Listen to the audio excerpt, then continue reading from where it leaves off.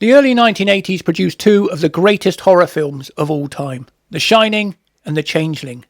Both of them are classic horrors. A lot of people have seen The Shining, but not everyone has heard of The Changeling. The film is not as well known as The Shining, and that's strange because a lot of people haven't seen it, but once you've seen it, you'll never forget it. The film stars George C. Scott, and he is basically a father of a young girl, and he has a wife, and they both get killed at the start of the film, and he goes into a deep depression and ends up moving into this creepy-ass old house. The Shining was a huge success because of the acting of Jack Nicholson, and George C. Scott does the same in The Changeling. It's his acting that really carries the film because he comes across as this grieving father. I mean, he loses his wife and his daughter in a tragic car accident right at the start of the film. But he buys this old lonely house and he hears weird noises and it wakes him up and he hears banging, and eventually he finds this hidden room that's been sealed off, and he finds this kind of like antique wheelchair. The wheelchair itself is creepy. I mean, look at it. That is a creepy looking wheelchair. He finds out that the chair belonged to a crippled boy, and Scott becomes a bit of a detective trying to solve puzzles and work out what exactly happened to this child. This is where the film gets really good because it becomes a detective story. You want to find out what happened to this child. You want to find out what's going on. And the ghost of the boy tries to communicate with Scott. He's trying to tell him something, but he doesn't know what. Like The Shining, The Changeling has so many scary scenes, it's hard to pick one. I mean, the seance scene is utterly terrifying. And at the end, this glass just flies across the room and shatters against the wall. The wheelchair scene is completely terrifying, and that'll scare the pants off most people. I mean, I watched it and I was like, Jesus, that would scare me. If I was in that house, I'd be terrified. In The Shining, there's a scary ball scene, and in The Changeling, they've got their own scary ball scene where George C. Scott finds this sort of red ball and it rolls towards him, and he gets so freaked out by it, he takes it, he drives it to a bridge, and he throws the ball off a bridge. But by the time he drives home, the ball's just sat there waiting for him. It's so eerie and creepy, and this film's got it all. It's got great music, a great plot, and terrifying horror. It really is a scary ghost story. This film has so many great scenes, so many scary moments, and it's about confronting the past. It's like a detective story as well. You have to find out what happened. There's a mystery to it that makes it a really engrossing film.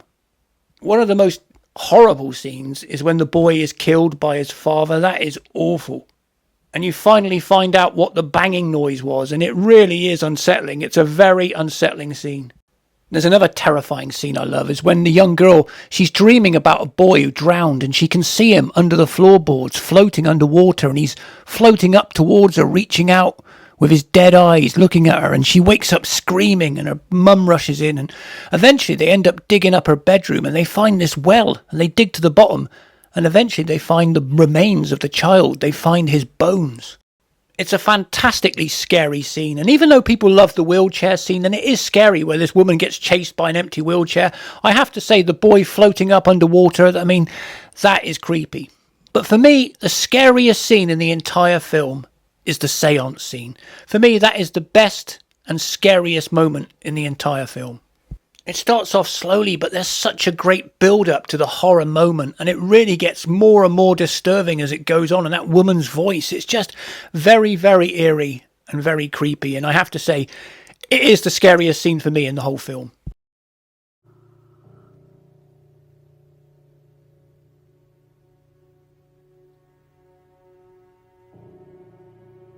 You've suffered a cruel loss, John Russell. You've lost a wife and child. The presence in this house is reaching out to you through that loss. The presence is very strong here.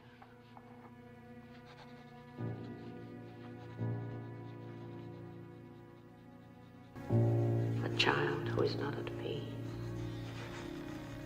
who cannot rest.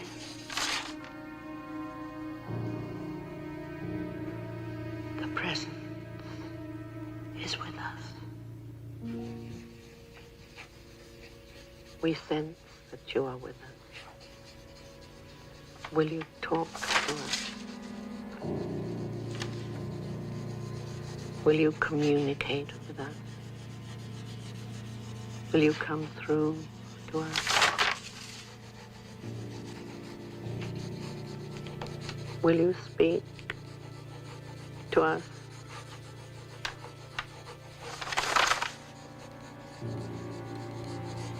We are here to help you.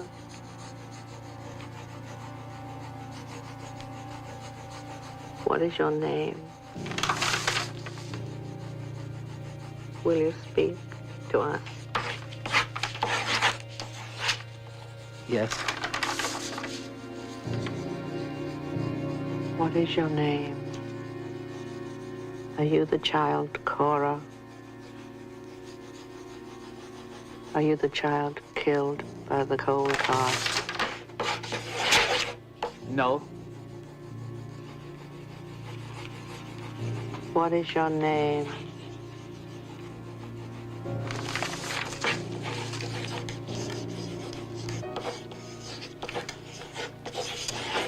Joseph. Did you die in this house, Joseph? How did you die? Is there someone here you wish to communicate with?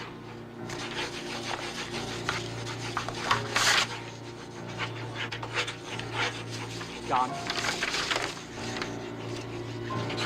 Help. Help. Scott's character, John Russell, doesn't believe in ghosts. You know, he's a skeptic. He doesn't believe in all this mumbo-jumbo, but he's lost his wife and his daughter. So he kind of wants to believe. He wants to believe there is an afterlife, but he doesn't come face to face with the spirit of his daughter or his dead wife. He comes up against this boy, this dead boy who really wants revenge. The father that killed the boy, he's already dead, so he doesn't want revenge on him. He wants revenge on the adopted son that he replaced him with. Like The Shining, The Changeling is one of the greatest horror films of all time, but it just doesn't get enough credit, and not enough people have seen it. And I recommend you watch it because it is a good old-fashioned creepy ghost story. It's got scary music, it's got great acting, and it's got a fantastic atmosphere. Like The Shining, the film is packed full of scary moments, but for me, the scariest scene of all is the seance scene.